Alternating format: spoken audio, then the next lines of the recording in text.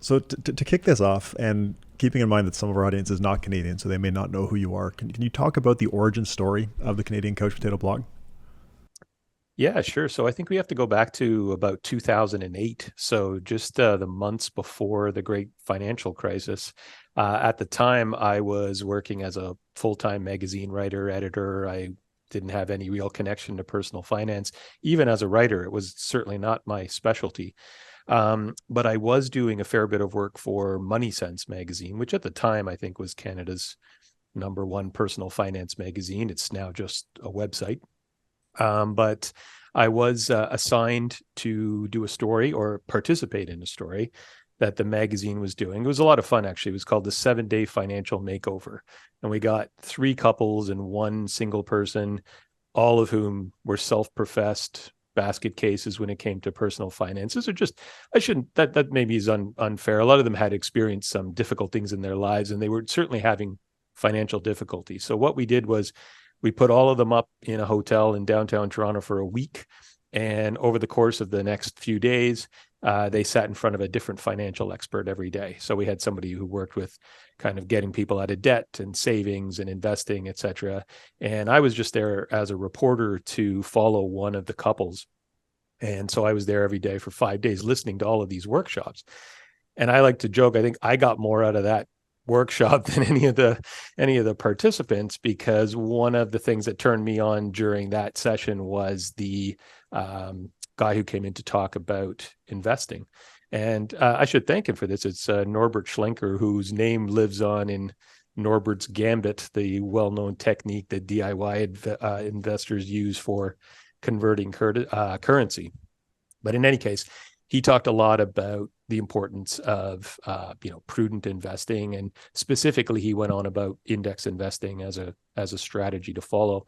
I had some familiarity with the strategy at that point. In fact, Money Sense magazine had really brought the quote unquote couch potato strategy to Canada before I was on the scene. I kind of co-opted the name later.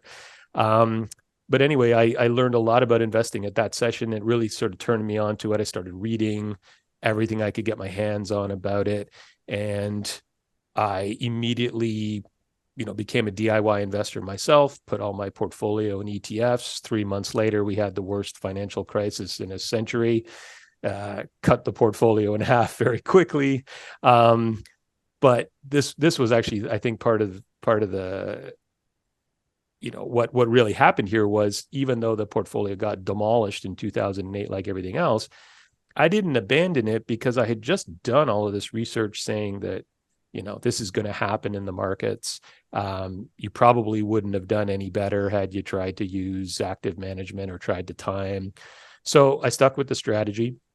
And then by 2010, early 2010, I decided to write about it because, as I think you guys know, I mean, the best way to learn about something is to write about it, because it forces you to crystallize all of your thoughts in a coherent way. And so I launched the blog in 2010. And as I said, I just kind of took that name, Canadian Couch Potato, referring to the strategy. And yeah, that was the origin story. It took off pretty quickly from there. Such a great story. I didn't know all those pieces. That's great. If you had to guess, Dan, how many people do you think have learned about index investing through your writing?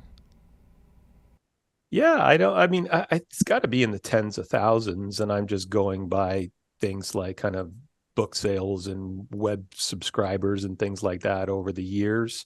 Um, Certainly, I think the influence early on was greater because, back in 2010, I mean, the financial blog space was really very different from what it is today, for sure. Yep. And there wasn't really anybody else writing specifically or solely about the indexing strategy at that time.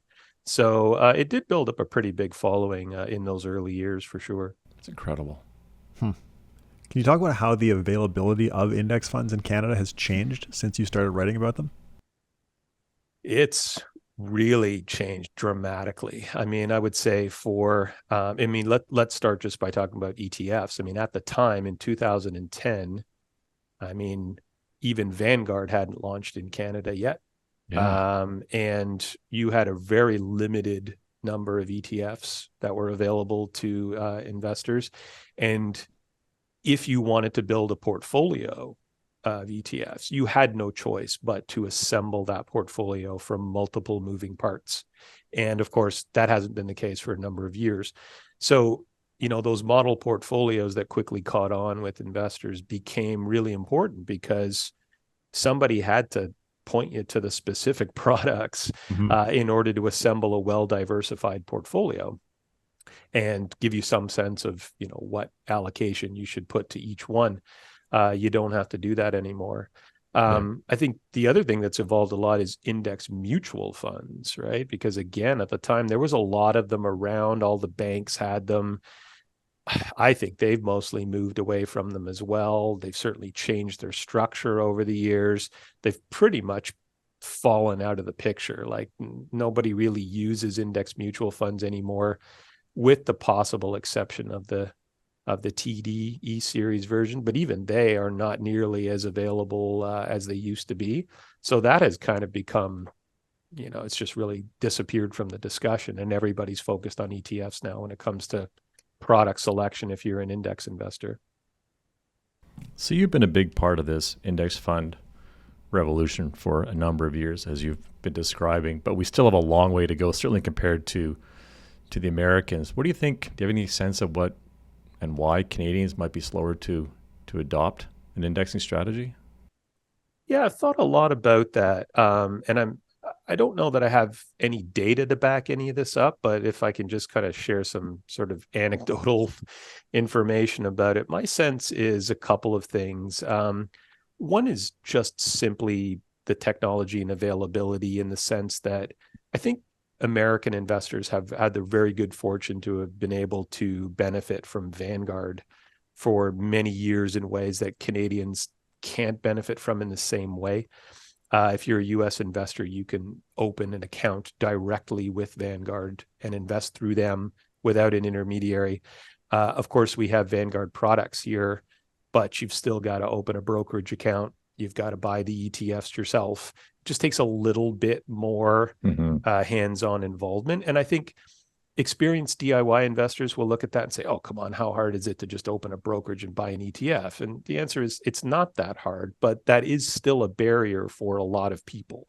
Whereas if you make that barrier a lot lower by allowing them to open an account directly with the fund provider, I think that helps.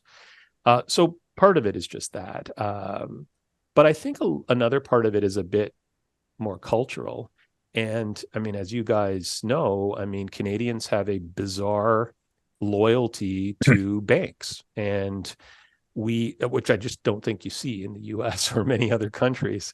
And so a lot of people just feel very comfortable investing with their bank.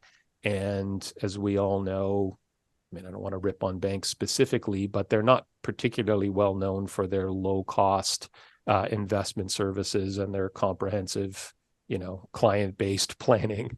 So I think it's very hard to get people away from that model. Certainly you don't see any support for index investing and the passive strategies within the banking sphere. So I think that's had a lot to do with it as well. Yep. Makes a lot of sense. You mentioned earlier how the product landscape has changed. Can you talk about how the Couch Potato model portfolios on your site have changed over time?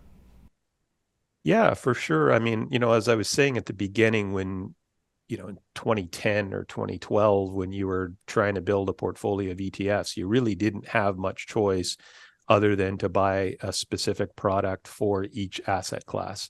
So you were looking at kind of a minimum of 3, but more likely 4, 5, even 6 ETFs and components in the portfolio. And, again, how hard is it to buy a few funds and rebalance them from time to time? In theory, not that difficult. But in practice, it trips a lot of people up. And so now, of course, since the launch of the so-called asset allocation ETFs, these kind of all-in-one portfolios that are made up of multiple ETFs are so much easier and have made really the sort of model portfolio exercise that I used to go through, every year to kind of update which allocation made sense and which individual funds were the lowest cost and the most broadly diversified. That is not even necessary anymore for most investors. And certainly if you're just getting started, and if your portfolio is kind of modestly sized, it's pretty hard to go wrong with these asset allocation ETFs. And you just remove all of these decisions about, trying to tweak percentages of this asset class versus that asset class. You just get everything in one fund, and it's so low maintenance.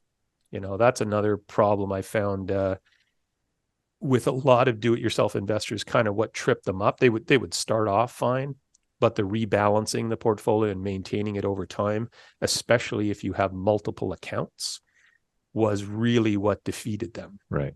And so this all-in-one solution has really taken that obstacle away as well.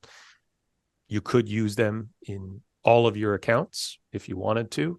Is it optimal? No. Is it good enough? For most people, yes. And that, I think, has really removed a lot of the barriers to, for DIY portfolio construction.